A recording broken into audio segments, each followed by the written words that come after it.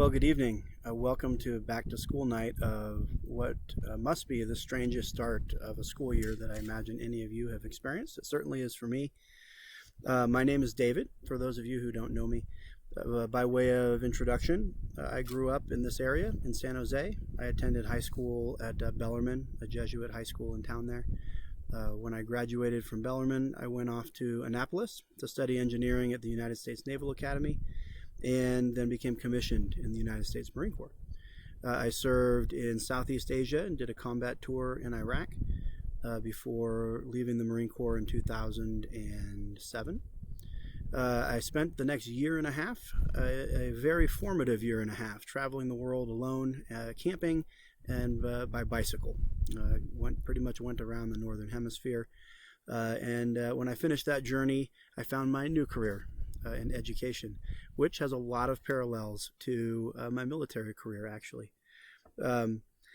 My start in education was in the county juvenile hall and some of the county court schools.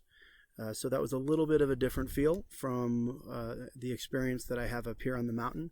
I joined Loma in 2012 and have thoroughly enjoyed serving this community and working with the students and wonderful parents of the mountain here. So for those of you I haven't had a chance to meet yet, I look forward to having that opportunity online or hopefully in person at some time soon. Well, sixth grade math. I've simplified the course content list here for you briefly so you can see what we're going to be working on this year. On a typical year in sixth grade, we're going to cover number systems, ratio and proportions, expressions and equations, geometry, and statistics and probability. Obviously, this year may be just a little bit different. We definitely have significantly less instructional time to work with, and the cohort 1 and 2 on and off thing, it definitely, the entire system slows things down. That being said, I'm committed to making sure that your child's ready for pre-algebra next year. So we're going to kind of focus on those key concepts, and we'll try to keep the pace high and the rigor high as well, to make sure that your student is adequately prepared. Okay. All right. Why? Well, sixth grade year is definitely a transition year.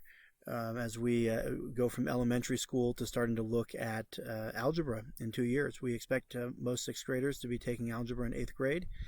And so you'll find that although there was some algebraic content and concepts introduced in 4th and 5th grade, that this year you'll see a lot of algebra.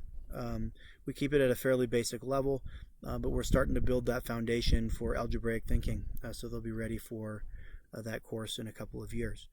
We're going to try to help them master all the California state standards and the Common Core mathematics standards as well. A great thing about this level of math that I love is that it's very practical. Your child will use the skills that we learn this year throughout their life. Whether they go into business or science of any sort, or just managing a household, they're going to need the skills that we learn in middle school. And so I really do love teaching middle school math. Algebra 1, I think, is the most important class most people will ever take. And so it's great and exciting for me to be part of the process of helping prepare them for that. To have fun. Obviously, I have fun with math. It's kind of a passion of mine. Hopefully, it's a little bit contagious. I know some of your students already love math, and then some of them really don't. Some of you really don't like math, and that's okay. Hopefully your child will have at least a little bit less of a distaste for math by the end of the year here. Okay, these are the things I wanted to talk about. Your child already has the class text at home. It is the board-approved curriculum for our math instruction. You'll find that I don't use it that often. I will assign things out of it. Sometimes I'll refer to it sometimes, or provide a reference in an assignment to it. But I won't often have the students go there. That being said, it's a great resource. We are following that book pretty much in order. We're going to cover everything in there. So that would be a first place to go for your child when they need help. Use the index and the table of contents, find example problems, worked out solutions, and then a lot of practice problems that have answers in the back, which is a great way to prepare for a test. Other resources I embed directly into their lessons in Google Classroom, whether it's videos that I make or that I find. And we're working on building a library of resources for our math students as well. Khan Academy is going to be on the back burner for right now. I have mixed feelings about its use this year. I think it's a great supplementary tool to help students either fill gaps or even excel where they have room to grow. I'm just hesitant about assigning additional online screen time supplementary math work when our students are spending so much time already in front of a screen. So we're just going to put that on the back burner for now. We'll feel things out as the year goes on. Let's talk about homework and expectations around homework.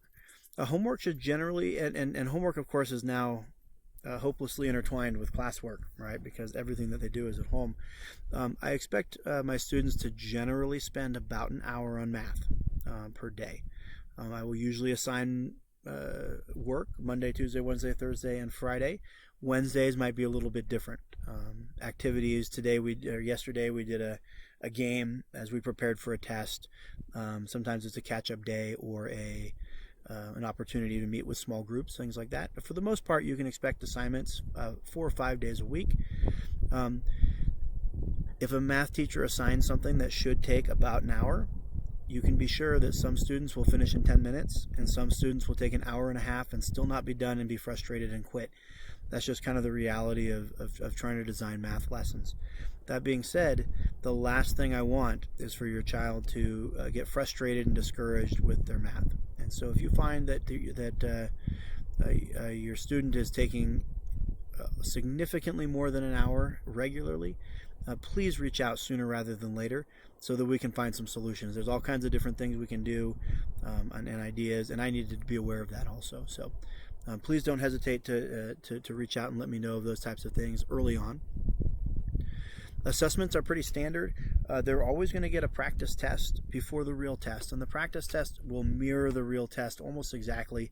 The numbers will be different, and there'll be a key to it as part of the process.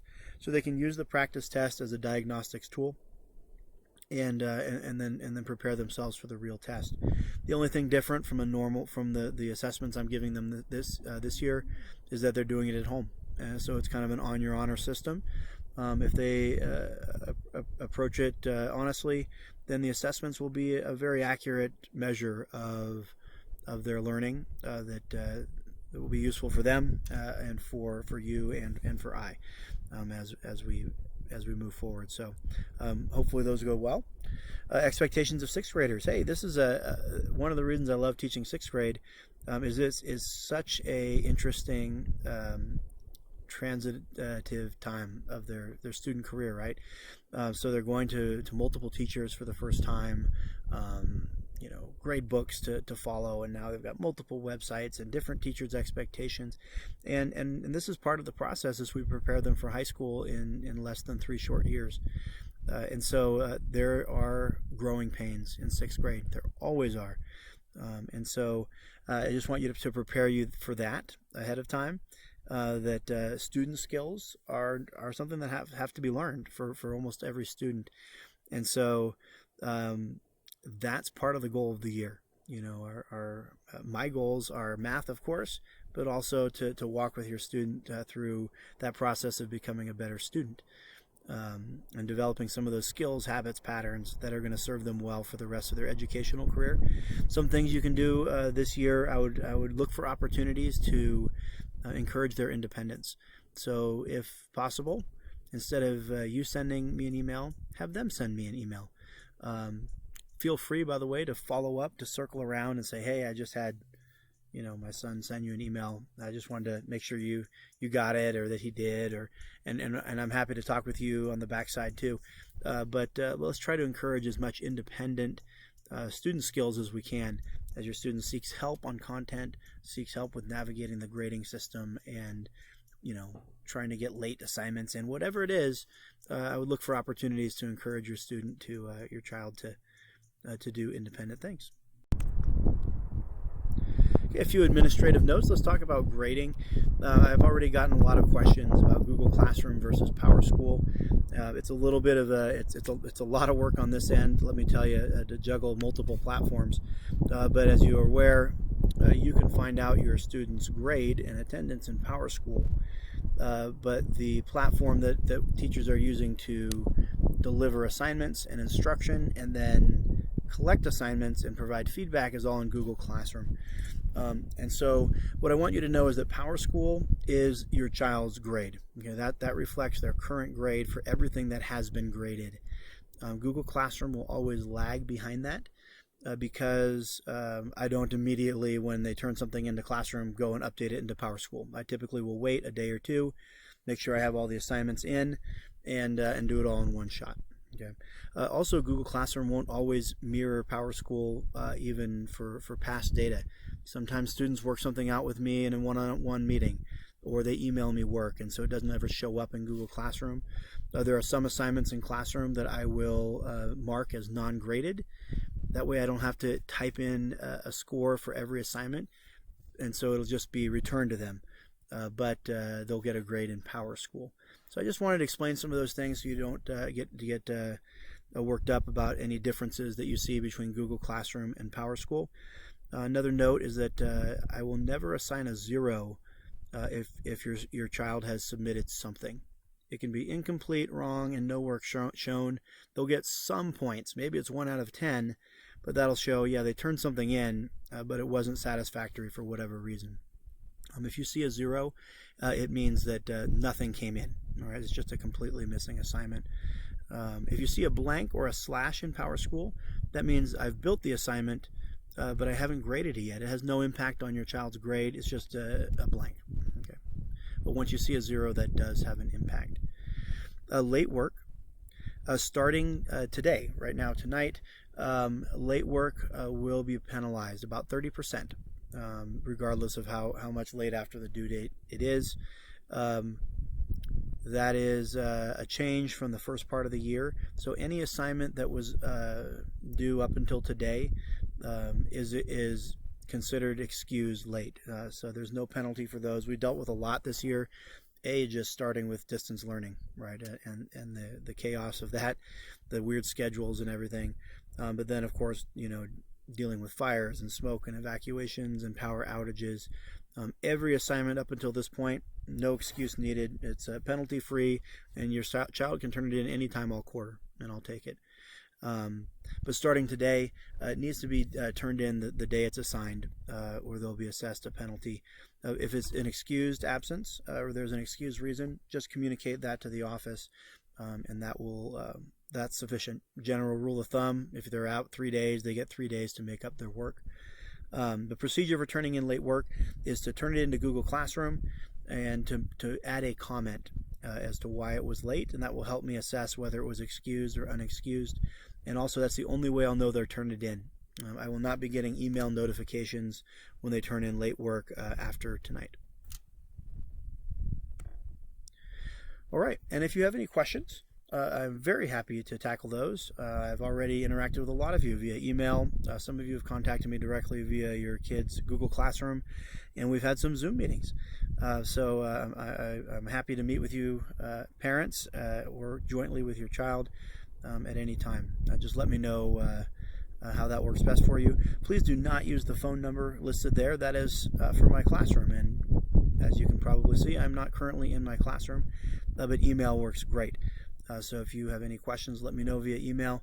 And again, I look forward to meeting you at some point, hopefully in person. Have a wonderful night. Thanks.